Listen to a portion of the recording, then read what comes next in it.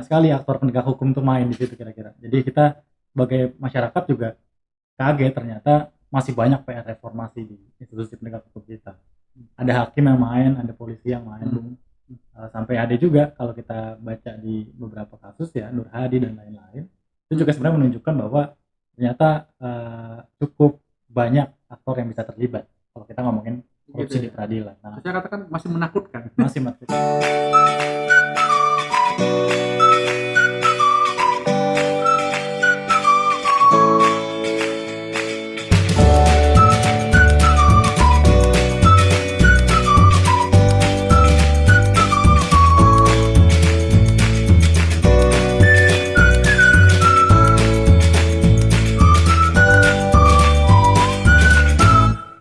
Ya, balik lagi teman-teman semua di podcast Ngopi Sore dari Transparansi Internasional Indonesia.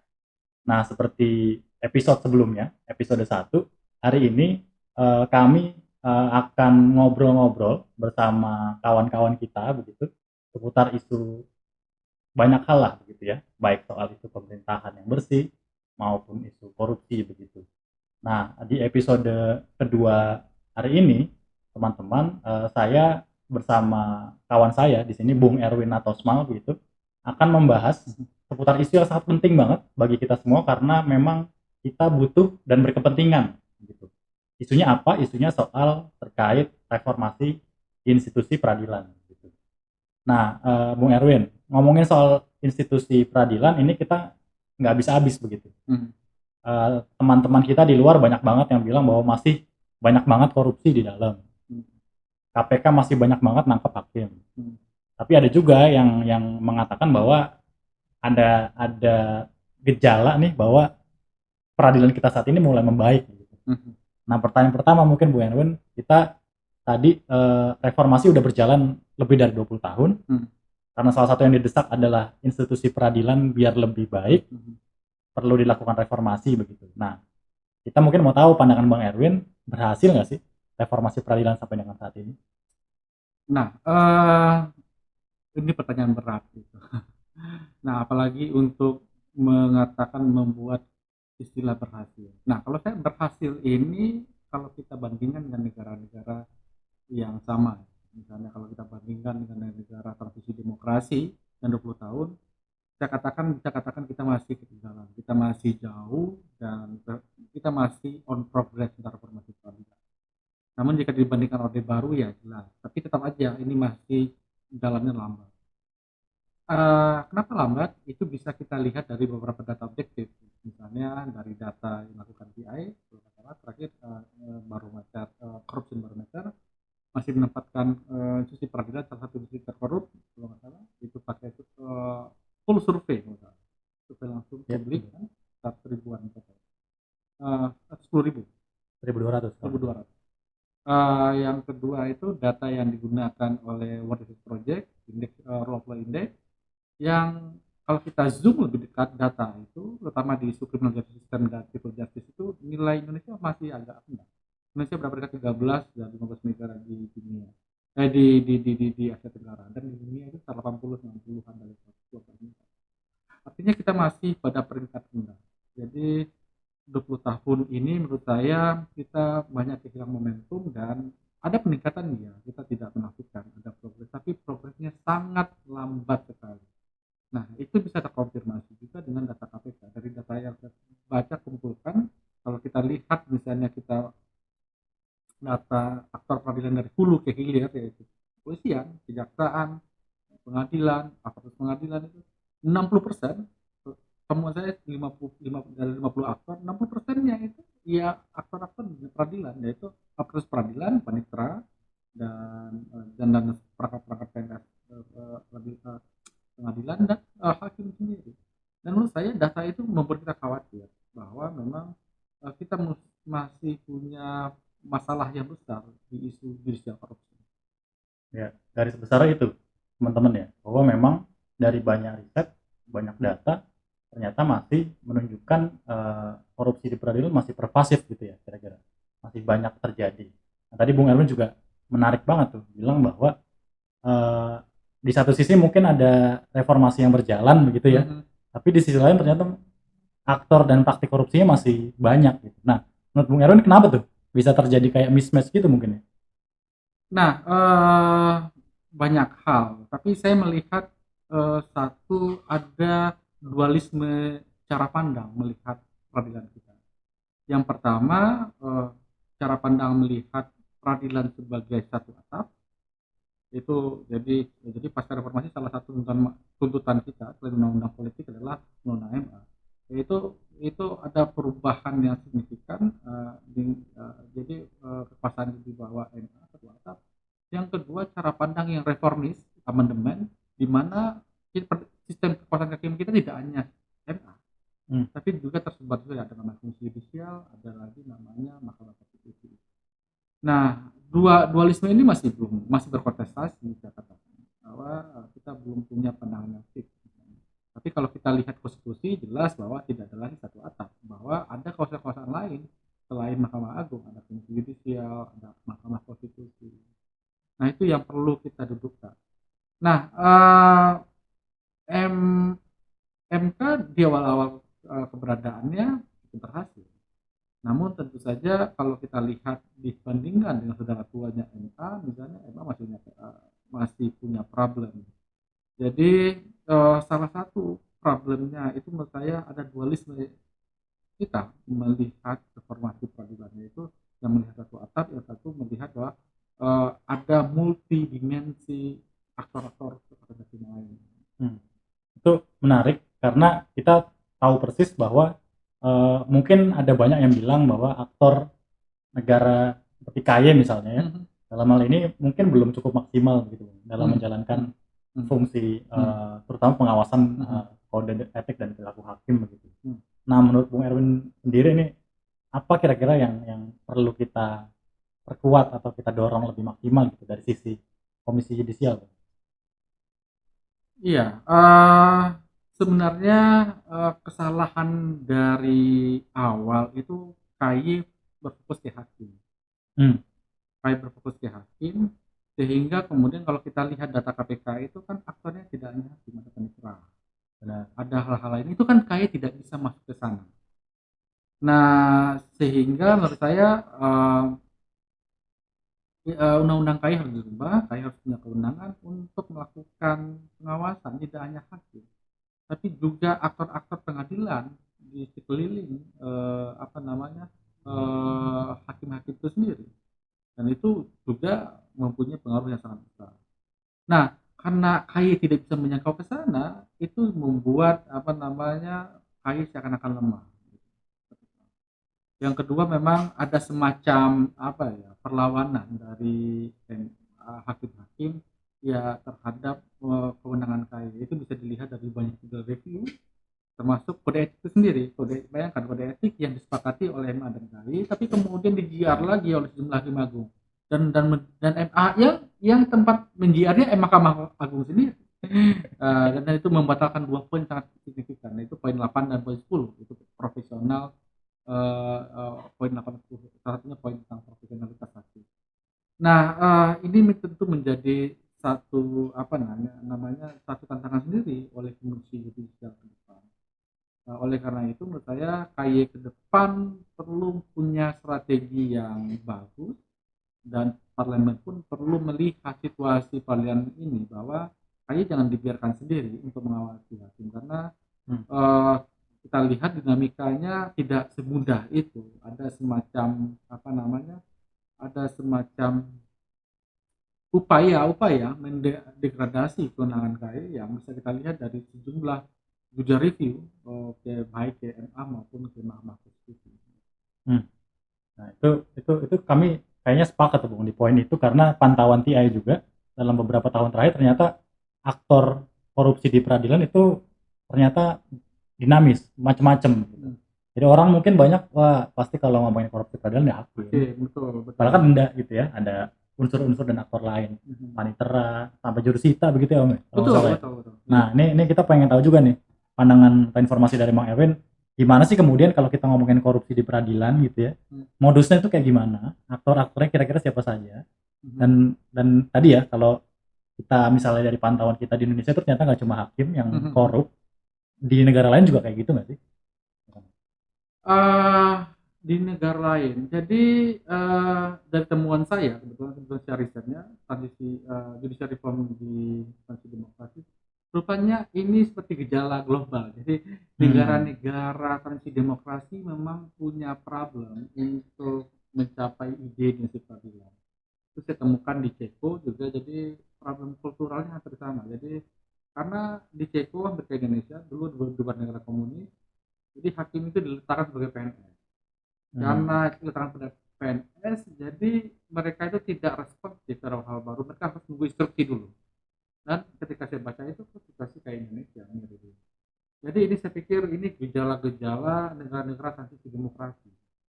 Jadi tapi ada yang berhasil. Nah, berhasilnya kemudian mereka salah satu yang berhasil itu kebanyakan mereka punya namanya komisi yudisial. Komisi ini sebagai apa namanya termasuk memikirkan tentang reformasi peradilan dan termasuk mengawasi hakim, menseleksi hakim dan lain-lain. Dan mereka didukung oleh kekuatan politik yang besar, misalnya oleh eksekutif maupun di parlemen. Nah itu yang saya pikir yang tidak agak berbeda Indonesia. Jadi di Indonesia misalnya itu bisa kita lihat misalnya yang paling baru misalnya seperti di seleksi hakim agung. Kita sudah punya KY untuk seleksi hakim. Tapi kenapa kemudian KY sudah seleksi diseleksi lagi oleh DPR itu loh. Jadi kan ada redundancy. Ini gimana sih politik hukum kita? Kita sudah berikan power itu kemenangan kepada KY, tapi kemudian di apa namanya diuji lagi. Nah itu yang saya katakan di negara itu lebih clear dan jelas peran, fungsi dan pengaturan kekuasaan kehakiman. Nah Indonesia saya pikir kita masih bergumul soal itu. Benar. Nah tadi Bung ngomongin juga soal aktornya tadi, aktor dan modus, kita geger juga gitu ketika dengar kasusnya Joko Chandra. Banyak sekali aktor penegak hukum tuh main di situ kira-kira. Jadi kita sebagai masyarakat juga kaget ternyata masih banyak PR reformasi di institusi penegak hukum kita. Ada hakim yang main, ada polisi yang main, Bung. Sampai ada juga kalau kita baca di beberapa kasus ya, Nur Hadi dan lain-lain, itu juga sebenarnya menunjukkan bahwa ternyata cukup banyak aktor yang bisa terlibat kalau kita ngomongin korupsi di peradilan. Nah, saya katakan masih menakutkan. Masih menakutkan. Itu gimana Bu pandangan soal itu? Iya, jadi Ngeri-ngeri sedap ya. saya katakan bahwa kalau jujur bahwa itu masih informasi kita gagal, masih peradilan kita gagal. Kita harus punya solusi baru, duduk bersama, memikirkan tentang situasi yang saat ini. Jadi apa formulasinya, apa yang kita lakukan, baik rekomendasi struktural maupun rekomendasi kultural. Misalnya struktural itu ya nanti kita bicara lagi tentang peran dan fungsi. Kita punya KY pengawasan, jadi kemudian dari pengawasan oleh NA. Kok ada double pengawasan gitu? Kenapa nggak KY aja hakim, NA pengawasan pada aparat hakim misalnya, para jurusita, para panitera, para PNS dan SNA. Dengan kenapa nggak kita desain aja demikian? Gitu. Terus bagaimana misalnya soal eksekusi putusan misalnya itu masih belum jelas apakah itu di bawah masih di bawah kewenangan dari Mahkamah Agung atau jaksa, dan itu kita masih belum clear. Jadi salah satu juga perlu saya katakan bahwa salah satu problem yang saya lihat ya, selain aktor tadi juga kita juga belum punya sistem peradilan pidana yang terpadu. Itu salah satu problemnya. Jadi selama KUHAP kita belum dirubah, maka situasinya nggak akan banyak. Kenapa? Karena kalau kita bicara sistem itu, makanya peradilannya di hulu. Kita juga bicara tentang polisi, kita bicara tentang kejaksaan, kita bicara tentang hakim, kita bicara tentang kita, eksekusinya bagaimana. Dan bagaimana itu bisa saling sinkron antara yang satu dengan yang lain. Kita sebenarnya yang bagus seperti KPK. KPK itu gimana? Antara penyidik dan penuntut umum itu prosesnya jalan. Jadi ada komunikasi, ada integrasi, ada yang bagus. Kemudian conviction rate-nya bagus. Nah kita enggak, kita punya penyidik, nah penyidik itu penuntut nanti beda pandangan lain dengan dengan itu bisa kita lihat dari banyaknya regulasi yang dikeluarkan oleh masing-masing institusi. Misalnya tentang access justice, misalnya, atau yang paling baru misalnya restoratif justice. polisi punya peraturan sendiri, jaksa punya peraturan sendiri, MA juga peraturan sendiri, dan itu beda-beda konsepnya.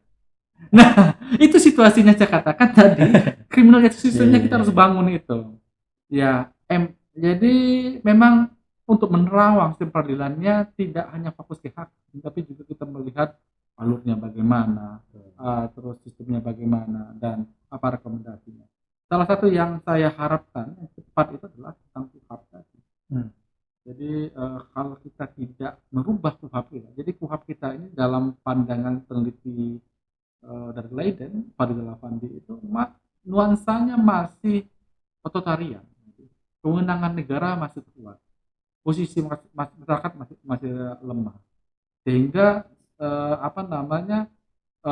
ya kalau cara pandangnya state centris, itu ya semau gue akhirnya para pengambil kebijakan kita sulit untuk mendorong namanya transparansi, tentang demokrasi, tentang bagaimana bentuk hak asasi, belum sulit kalau sistemnya yang platformnya, kalau dalam komputer motherboardnya kayak begini susah. Kita mau buat chip baru kita ganti Intelnya kita ganti, prosesornya kita ganti, ininya kita ganti, tapi kalau motherboardnya masih begini iya, bisa dibilang ya korupsi masih jadi komorbid kita lah gitu ya. Jadi kemudian kita susah nih untuk melakukan banyak reformasi kira-kira. Nah tadi terhalang sama aktornya yang selain aktor juga ya, dan sistem, dan kita harus lakukan asesmen. Saya pikir ini sudah momentumnya juga. Saya pikir TI harus artinya ini ya, buat asesmennya yang lebih dalam, tidak hanya bicara tentang aktor harus ganti ini, tapi juga bicara tentang sistem keseluruhan.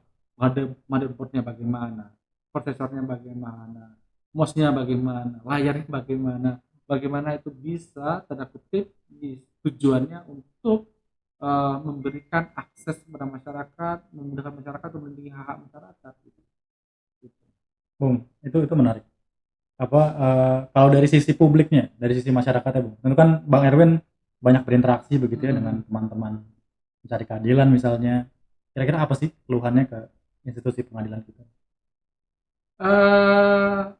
Yang pertama ada gap antara formalisme dengan informalisme. Jadi masyarakat itu masih melihat pengadilan itu hal yang menakutkan.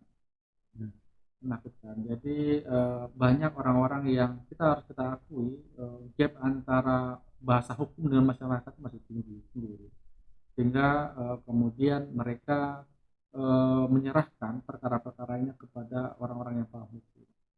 Nah, yang kedua memang akses terhadap informasi masih nggak banyak.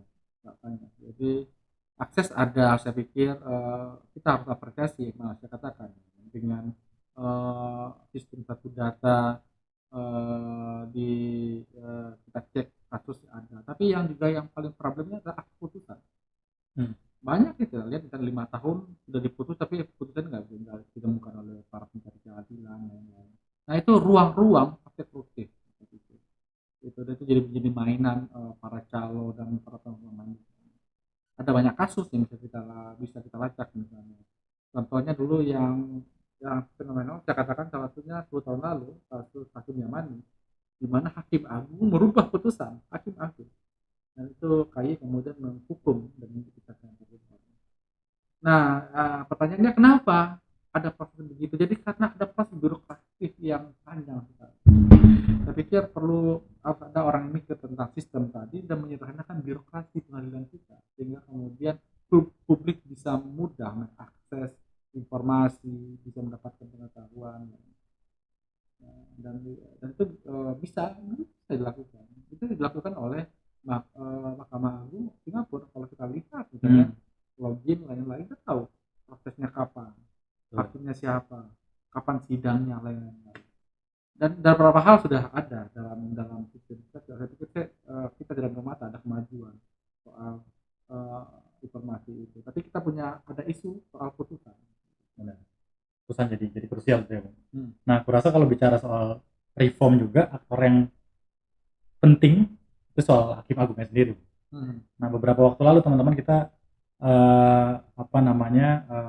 berkesempatan untuk dapat momentum gitu ya, kita untuk memilih dan juga memantau seleksi calon hakim agung. Karena waktu itu ada kebutuhan ya Bung saat ini untuk dari MA untuk mengisi sejumlah posisi di hakim agung itu sendiri. Kalau tidak salah ada butuh 8 hakim agung di kamar pidana begitu, 2 di perdata dan 1 itu di kamar militer begitu. Nah, prosesnya tadi Bung Erwin sebutkan pasti melibatkan KY begitu.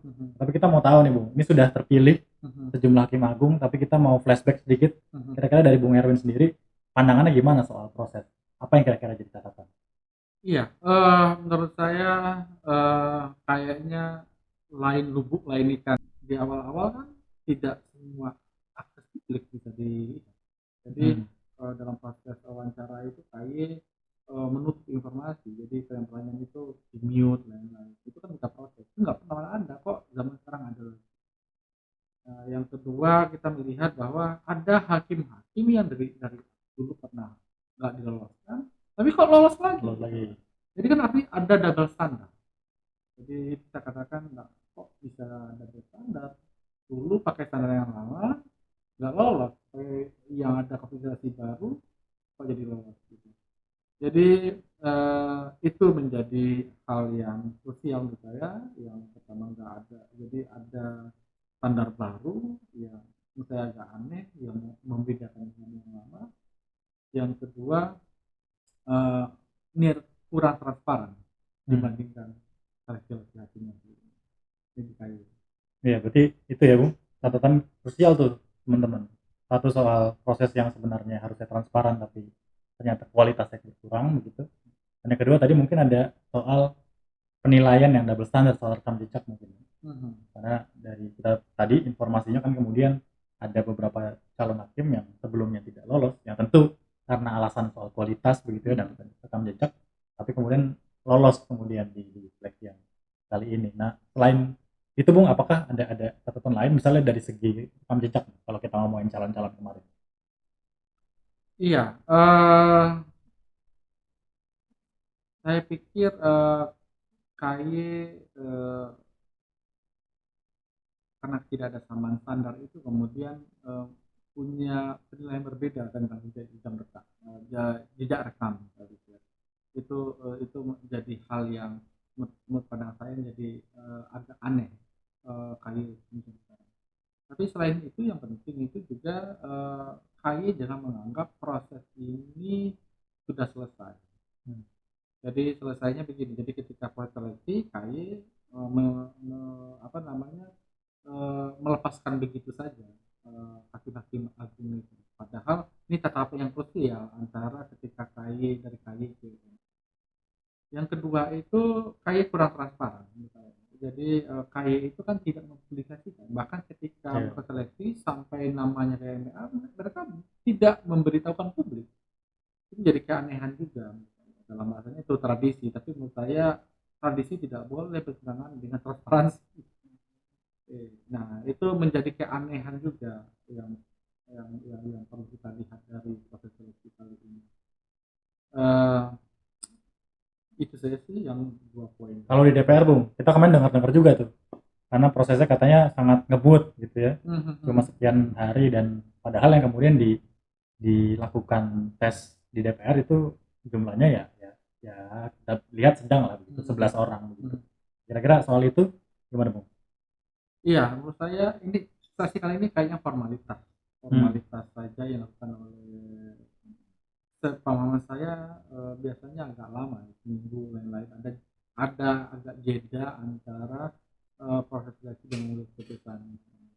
Namun kali ini seleksinya kemudian tes wawancara kemudian langsung seleksi. Dan menurut saya pada titik itu kemudian masukan-masukan publik sulit tidak akan bisa dimasukkan karena dari awal KY sudah menutupi tidak mengumumkan kalau yang lolos. Tapi kemudian tahu-tahu sudah mulai seleksi. Jadi waktu untuk publik menyiapkan bahan memberikan masukan kepada DPR ya minim sekali. Ya jika prosesnya minim ya tentu saja output yang diharapkan minim juga. Nah itu yang menurut saya menjadi titik krusial. Ya saya pikir praktek-praktek seperti ini harus tidak akan terjadi lagi dalam proses seleksi hakim agung selanjutnya. Iya, iya. Itu padahal kemudian masukan dari publik itu penting ya, Bu? Dari soal rekam jejak, informasi. Betul, betul. Dan itu harus dimulai dari awal, dari KAI awal. Saya katakan KAI harus sudah mengumumkan bahwa mereka menerima masukan dari publik dan juga mengklarifikasi masukan itu dan untuk dikonfrontasi kepada masing-masing calon. Namun itu kayaknya kurang terinformasi dengan baik. Yang kedua, minimnya transparansi dari KAI dan CNN. Itu titik yang krusial sehingga kemudian publik juga tidak bisa maksimal memberikan masukan ke informasi kepada para pengambil kebijakan kita. Betul, karena kan pentingnya begini, Bu. Kita selama ini concern begitu dengan situasi banyaknya hakim ataupun aparatur pengadilan begitu yang misalnya tertangkap kasus korupsi. Di saat bersamaan kalau kita ngomongin soal putusan, banyak juga yang ngecewain gitu. Soal ada tren pengurangan hukuman misalnya ketika masuk di Mahkamah Agung, dan itu sebenarnya penting banget posisi hakim agung gitu. Nah, menurut Bung Erwin ya, ini kalau kita ngomongin soal putusannya juga yang banyak di obrolin di publik begitu, soal pengurangan ataupun diskon mungkin ya kalau kita bahasa sehari-harinya, bahasa mudanya begitu, itu fenomena yang seperti apa? Nah, itu saya melihat bahwa ada minimnya komitmen di isu anti korupsi oleh para hakim. Seharusnya mereka punya ruang punya standar sendiri misalnya. Kita bagaimana? Jadi ada namanya sistem kamar. Sistem kamar itu dibuat untuk memastikan ada kesamaan standar para hakim-hakim memutus isu-isu tertentu. Namun kayaknya sistem itu nggak jalan karena makin lama kita lihat dalam kasus yang mirip yang sama hasilnya malah makin menurun. Sehingga ya saya pikir ya kalau begitu artinya sistem memang nggak bekerja. Dan yang kedua bisa kita bilang bahwa hakim-hakim rupanya melihat isu anti korupsi tidak terlalu penting lagi bagi mereka. Itu bisa kita cek dari tren putusan yang menurun misalnya. Nah, tentu ini menjadi problem sendiri, apalagi bagi kita yang mendorong bagaimana penegakan hukum yang bagus bagi tindak korupsi, karena bagaimanapun ya MA adalah salah satu institusi yang penting untuk menjaga marwah negara ini, disebut justice, karena justice ini adalah keadilan ini salah satu unsur yang penting dalam bernegara. Banyak negara itu gagal karena mereka gagal memanage isu justice ini. Dan jangan sampai Indonesia misalnya negara gagal karena pemerintah sekarang gagal untuk memanage isu keadilan. Iya. Itu jadi krusial terutama tadi karena pemilihan calon hakim agung tadi yang kemudian jadi hakim agung itu apakah kemudian merepresentasikan kepentingan tadi. Nah, menurut Bung Erwin nih, kalau dari udah ada 7 hakim agung yang terpilih untuk mengisi sejumlah posisi. Nah, kira-kira dari 7 itu menurut Bung Erwin gimana pandangannya? Apakah semuanya kira-kira tadi ya punya kapasitas untuk memenuhi harapan publik, atau kira-kira ada juga nih yang perlu kita waspadai? Iya, pandangan dari koalisi melihat bahwa dari 7 ini kita menemukan masih ada hakim yang pernah kena kode etik, punya komitmen yang kurang terhadap isu anti korupsi, dan juga punya problem cara ucapan lain kan.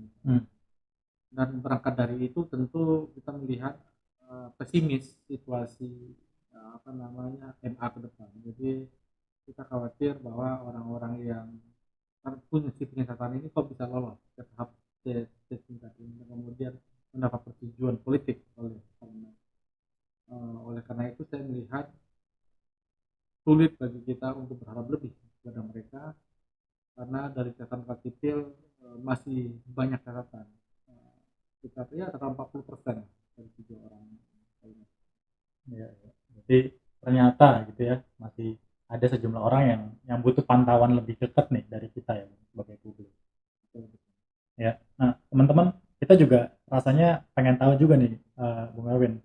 Kan setelah ini tentu masih akan banyak seleksi hakim yang lain gitu. Dekat kalau tidak salah kan seleksi hakim ad hoc tipikor gitu yang juga dekat. Nah, menurut Bung Erwin nih dan juga mungkin kalian nyampein ke KY nih. Apa yang kira-kira perlu dimaksimalkan di seleksi ke depan? Iya, yang pertama KY harus membuka ruang mensosialisasikan proses seleksi ini kepada masyarakat. Jadi tidak hanya dia publis di websitenya, mungkin sudah publis di website kan begitu. Jadi dia coba meresonansikan lagi informasi sehingga kemudian input yang didapat oleh KY banyak. Jika input yang mereka dapatkan banyak, maka secara otomatis bisa memfilter orang-orang yang bermasalah. Gitu. Nah, maksudnya demikian. Yang kedua, KY juga harus bercermin dari standar-standar yang sudah dibuat oleh para pendahulu ini. Maka saya katakan tadi kok ada penurunan kuota standar karena dari standar yang lama banyak orang-orang bermasalah nggak lolos. Tapi pada seleksi kali ini lolos. Yang ketiga itu KY harus bertanggung jawab, harus transparan terhadap proses seleksi. Jadi ketika mereka sudah melakukan proses seleksi, mereka harus mempublikasikan, jangan menutup informasi sampai ke DPR lagi. Nah itu penting menurut saya, sehingga kemudian ketika mereka sudah mempublikasikan nama, maka sipil punya waktu untuk melakukan cross check, klarifikasi, memberikan masukan kepada KY maupun DPR untuk seleksi selanjutnya. Yang keempat itu KY perlu bertanggung jawab juga terhadap hakim-hakim yang sudah pilih. Ketika mereka merekomendasikan ini loh hakimnya terbaik versi KY pada DPR, mereka jangan melepaskan begitu saja ke DPR, tapi juga mereka memantau, mengawasi calon-calon hakim itu, karena yang paling krusial itu di tahap ini, transisi dari KY ke MA. Oleh karena itu, KY harus tetap mengawal hakim sampai mereka diputuskan disetujui oleh DPR. Karena kalau tidak begitu, ya bisa jadi liar lagi, akan banyak pihak-pihak yang berkepentingan di ujung, di tengah-tengah, kemudian melakukan provokasi politik yang tidak etis, sehingga kemudian ya mau tidak mau secara politik mereka kemudian terjebak untuk melakukan negosiasi politik terhadap para orang-orang yang punya kepentingan tidak baik terhadap reformasi tersebut.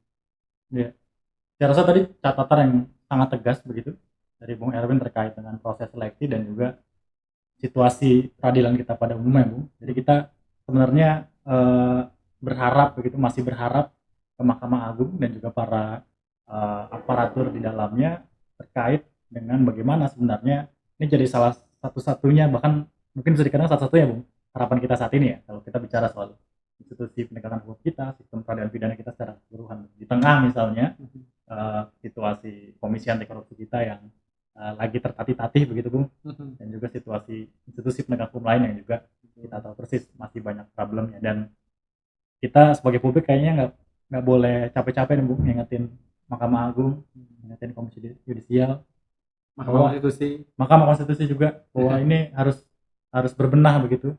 Banyak PR yang harusnya memang jadi perhatian kita bersama. Betul. Terakhir, Bung Erwin, ada yang mau disampaikan nggak? Iya, menurut saya sudah waktunya masyarakat sipil kita semua konsen lagi ke isu justice peradilan ini, karena harus ada evaluasi mendalam begitu. Ya, asesmen. Dan saya lihat terakhir special rapporteur di isu fair trial itu pada tahun 2000 itu enggak, sudah hampir 20 tahun, 1 tahun sih, ini kita tidak ada lagi special rapporteur untuk mengecek lagi kondisi fair trial itu. Apakah sistem peradilan kita itu benar-benar fair, bisa menjamin hak orang yang dirampas itu baik atau tidak. Belum ada lagi asesmen.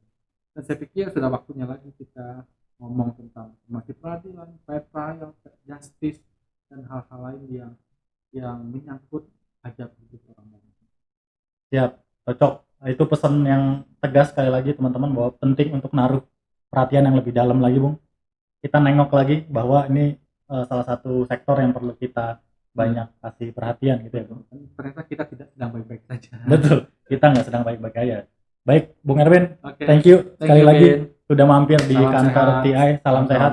Lagi-lagi Bung Erwin, sukses studinya. Ya nggak? Amin, amin. Terima Ya kasih. kan, mau belajar teman-teman kita doain supaya nanti pulang bisa banyak kontribusi nih lagi di Pasti. negara kita. Thank you teman-teman sudah nyimak podcast kita di episode kedua kali ini. Nanti jangan lupa untuk subscribe gitu ya di channel ini, karena nanti kita banyak akan ngulas isu-isu seputar korupsi dan anti korupsi tentunya teman-teman. Jadi stay tune terus. Sampai jumpa. Salam sehat.